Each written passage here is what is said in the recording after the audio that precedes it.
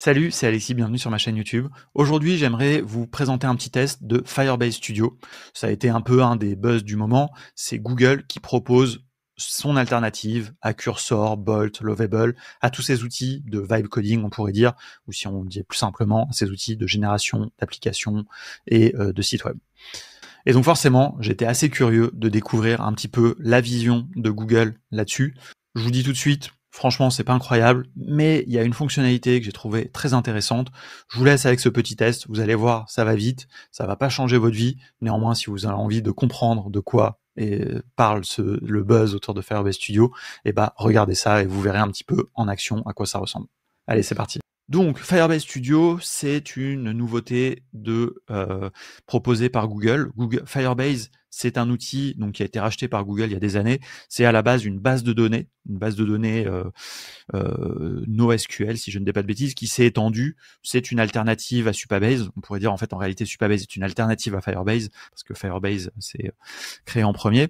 Et donc Firebase Studio, c'est un outil que vient de sortir Google. En fait, ils ont mergé un autre outil qu'ils avaient qui s'appelle Project IDX. Et donc tout ça pour faire un environnement de développement où vous allez pouvoir créer des applications grâce à de l'IA. Voilà, ça c'est Firebase Studio. Et donc vous allez pouvoir faire des applications full stack, puisque vous pourrez avoir des bases de données Firebase évidemment. Et puis voilà, vous voyez ici, vous avez différents langages. Vous pouvez faire du Go, du Python. Go, c'est un langage qui est très poussé par Google, évidemment. Vous pouvez faire du Java, donc vous voyez des langages back-end, mais vous pouvez aussi faire du Angular. Est-ce que vous pouvez faire du React? Je ne sais pas. C'est une bonne question. Vous pouvez utiliser Gemini API. Vous voyez, vous pouvez faire plein de choses. Vous pouvez utiliser du Flutter. Alors, c'est beaucoup les technos de Google, sont poussés par Google, Angular, Flutter, etc. On peut faire du React, quand même, du React native avec Expo. Donc, vous pouvez même faire des applications mobiles natives. Vous pouvez faire, il me semble, du Android aussi natif. Voilà, donc on peut faire plein de choses. Moi, ce que je vais lui dire, c'est que qu'est-ce qu'on va faire? Eh bien, on va faire ouais, on voit que c'est un produit Google quand même. Donc voilà, on va faire on va tester en français. Donc je voudrais faire un petit serious game qui a une interface de boîte email cyberpunk. Le jeu consiste à faire apparaître des emails dans lesquels se trouvent des questions de culture générale sur l'histoire d'Internet. À la fin de l'email, on doit pouvoir répondre avec des propositions en mode QCM. Il faut aussi un compteur de score et un écran de victoire après 10 bonnes réponses. Voilà. Ça me paraît pas mal. Donc je me dis, je lui ai fait un bon prompt, j'ai défini certaines choses, mais quand même, je le laisse un petit peu global, comme ça, un petit peu dans un flou un peu. Voilà. On pourrait importer des workspaces, ça c'est si vous avez des workspaces dans Firebase, j'imagine, importer un repo Git ou quelque chose, ou lui spécifier la techno, si vous voulez démarrer un projet en choisissant la techno d'abord. Voilà. Et donc là, peut-être que je vais lui préciser quand même pour qu'il parte pas trop en freestyle. Je veux faire un petit serious game qui est donc je veux une application web la plus légère possible. Hop, c'est parti. Et donc là, on va voir un petit peu ce que ça donne. Et donc des discussions qu'on avait eues un petit peu sur le Slack de No Code France, il y a une étape intermédiaire que l'on va voir apparaître, je pense, qui est une étape de validation. Avant qu'il commence à générer vraiment du code, il va vous montrer qu'il a bien compris ce que vous voulez. Et donc là, ce qu'il fait, et ça, je trouve ça vraiment hyper bien, il vous fait un blueprint de votre application. Et ça, franchement, je trouve que c'est une fonctionnalité vraiment géniale, parce que ici, eh bien, on va pouvoir modifier ça s'il avait mal compris. Donc là, il nous donne les features. Alors, c'est tout en anglais. Bon, ça, on ne sait pas pourquoi, mais c'est pas très grave. Pourtant, je lui ai parlé en français. Mais... Donc, des questions. Donc, il va générer des emails avec des questions. Interactive, donc il va montrer un display. Donc là, il nous montre que c'est un petit écran. Tracking, victory screen, adaptive difficulty. Il peut utiliser de l'IA. Donc là, en fait, il nous a fait pas. Il va nous générer des questions à la volée, on dirait. Bon, c'est pas un cahier des charges, mais c'est un petit brief, et surtout que l'on peut modifier éventuellement. Vous voyez, parce que là, on passe en mode texte. C'est pour ça que je pense que ça a fait dire aux gens un petit peu que c'était un cahier des charges. Mais là, on peut rajouter des choses. On peut, est-ce qu'on a des idées un petit peu, c'est déjà pas mal. Franchement, en vrai, c'est déjà pas mal.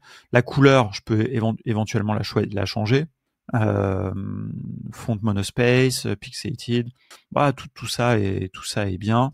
Peut-être qu'on pourrait lui mettre aussi, voilà, je vais, peut-être aussi au début, on va lui mettre, rétro video game. Voilà, on lui rajoute des petites choses. Voilà, donc vous voyez, vous pouvez compléter, vous pouvez corriger. Moi, franchement, je trouve ça quand même assez malin, quoi. Et donc là, bon, il prend en compte, voilà, loading screen, voilà, hop, et c'est parti. Et maintenant, on va voir surtout ce que ça va nous donner, quoi. Donc ça nous génère du code. Donc là, déjà, on voit que là, c'est du code back-end, hein. On reconnaît instantanément. Non, c'est pas du code back-end, par contre, c'est du TypeScript, n'importe quoi. On voit que ça fait longtemps quand même que je fais plus de dev, mais non, c'est du TypeScript. Donc on y va. Qu'est-ce qu'il nous fait? Donc là, on voit, on a la barre à droite où on a ce qu'il nous faut. C'est assez intéressant. Donc il est parti sur du Tailwind, ça c'est un peu le standard, hein. Tailwind, donc c'est une librairie graphique, une librairie front. Du TypeScript, du React, voilà, du React TypeScript, on voit le petit logo ici. Alors, il nous a pas fait là il nous a fait un quiz, mais ça ressemble pas à une interface de boîte mail. Cela dit, la génération est quand même allée assez vite. It appears that you need an API key pour Gemini parce qu'il va utiliser de l'IA. Donc je peux lui faire ici un auto-generate. Pas mal, je pourrais lui mettre une clé, mais il peut la générer lui-même. Ça, c'est l'avantage d'être dans l'écosystème Google, hein, évidemment. Mais donc là, bon, d'un point de vue design, c'est sympa, mais ça ressemble pas à une boîte mail. Donc ça, il a pas compris le côté interface, mais peut-être que ça, justement, j'aurais dû mieux lui préciser dans le cahier des charges. Ok, hop. Donc alors on a vu le petit loading screen, c'était sympa. Donc ici, hop, dans quelle année le protocole TCP/IP a été standardisé?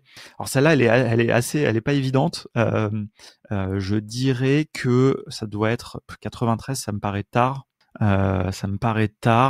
83, ça me paraît tôt. Franchement, j'hésite entre les deux. Qu'est-ce que vous diriez dans le chat? Allez, on va tester un peu. Là, je dois dire que cette question, pourtant, je suis assez calé quand même sur ce sujet, mais là, j'ai un petit doute. 73, ça me paraît très tôt. 73, c'est les débuts d'ARPANET, mais je ne crois pas qu'ils avaient déjà vraiment toute la pile TCP/IP. J'ai peur de me tromper là. Allez, dans le doute, je vais dire 83. Alors, il m'a pas fait la réponse. Ok, donc ça ne marche pas.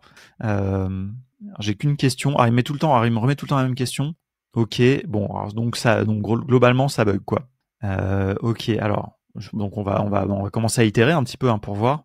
Ouais, le score. Bah, est-ce qu'on est sûr que c'était la bonne réponse? Moi, je suis pas complètement sûr, hein. Alors là, ça load. Ok. Alors bon, on va mettre 83. Là, il me dit que c'est bon. Ok. Alors effectivement, donc a priori, il sait la bonne réponse. Ok, bah after the question is answered. Voilà, donc là je lui dis, je veux, après avoir répondu à une question, je veux avoir une nouvelle question, quoi. Donc ça, quand même, on aurait pu se dire qu'il aurait pu l'anticiper. Là, pour l'instant, je trouve ça pas hyper satisfaisant parce que au-delà du côté graphique qui ressemble pas à une boîte mail, mais ça, c'est peut-être il a juste mal compris, parce que sinon, bon, c'est assez joli. D'un point de vue structurel, ça n'a pas marché. Alors en plus, on a une erreur. Donc on va mettre try again. Salut Super Agou. Hop. Ok. Bon. Ok. Donc celle-là, c'est bon. Ok. Il se passe rien. Donc bon. Voilà, on est en mode vibe coding, on va juste lui dire que ça marche pas, on va pas le débugger. C'est pas ouf, hein. Là, niveau code, on va voir si GPT-4.1 après se débrouille mieux. Bon, le loading screen est sympa, ok. Ouais, je vais lui mettre 3 points d'exclamation parce que ça m'énerve. On va voir si ça le fait plus réagir. Ouais, bah franchement, là pour l'instant, Firebase Studio, je dois dire que assez décevant, hein. Assez décevant. On va voir, on va juste tester encore 5 minutes, et puis même pas, non, on va pas lui laisser 5 minutes. Alors là, il nous a mis des nouvelles questions, il nous a généré des questions, donc ça c'est cool. Alors je m'attendais, je sais pas vraiment pourquoi, mais je m'attendais à ce qu'il génère les questions à la volée, peut-être, mais je lui ai pas dit, mais donc là il m'a mis plus de questions, donc c'est pas mal. Ça me dérange pas que les questions soient fixes, hein, ça fondamentalement, mais c'est juste qu'il faut qu'il en fasse beaucoup. Ok, alors, which browser is widely created for popularizing the web? Alors ça, c'est une bonne question. Je ne sais pas si vous savez, mais évidemment, c'est Mosaic. Alors, who is widely regarded as the father of the internet? Alors ça, c'est une question qui est un peu, qui est un peu, qui pourrait porter à confusion, parce que Internet, c'est pas pareil que le web. Tim Berners-Lee, il a inventé le web, mais j'hésite entre Vinton Cerf et Bob Kahn. Certainement pas Bill Gates. D'ailleurs, j'ai lu très récemment dans une newsletter que Bill Gates ne croyait pas du tout au web à ses débuts, donc il n'avait pas eu trop le nez creux. Mais au bout d'un an, il a changé d'avis et il a fait changer Microsoft de direction et ils ont bien retourné la situation. Mais donc je dirais quand même Vinton Cerf. Mais Bob Kahn, je crois, était aussi au début de ARPANET. Mais bon, ok. Donc je sais pas si j'ai eu bon. On n'a pas de feedback visuel. Non, a priori c'était pas bon. Donc qu'est-ce que alors il m'a remis la même question. Ouais, alors c'était peut-être alors, donc là, bon là, j'ai même pas besoin de lire la question. Je sais que la réponse est. Alors attendez, parce que là maintenant je vais lui dire I need visual feedback to see if the answer is correct or not. Then go to next question. Ouais, franchement, pas ouf. Je dois dire, je suis un peu déçu. Cela dit, les feedbacks un petit peu dans le cercle des ops étaient un peu similaires, mais ouais, c'est pas incroyable, hein, franchement. Ok, alors le network prédécesseur d'Internet, c'est ARPANET. C'est pas ARPANET. Alors, en plus, alors attendez, parce que là, quand même, alors là, je suis pas content. Je suis pas content parce que les questions ne sont pas bonnes. Et ça, quand même, pour un LLM de générer des mauvaises questions, déjà les questions donc sont mal posées, elles prêtent à confusion. Et en plus, ils confondent Internet et le web, par exemple. Voilà, donc le name du précurseur d'Internet, commencé par le département de la Défense. ARPANET, bon, ça c'est bon, ok. Which one of these was the precursor of the Internet? Et là, bon, ARPANET à nous, en plus il met les mêmes questions en boucle, quoi.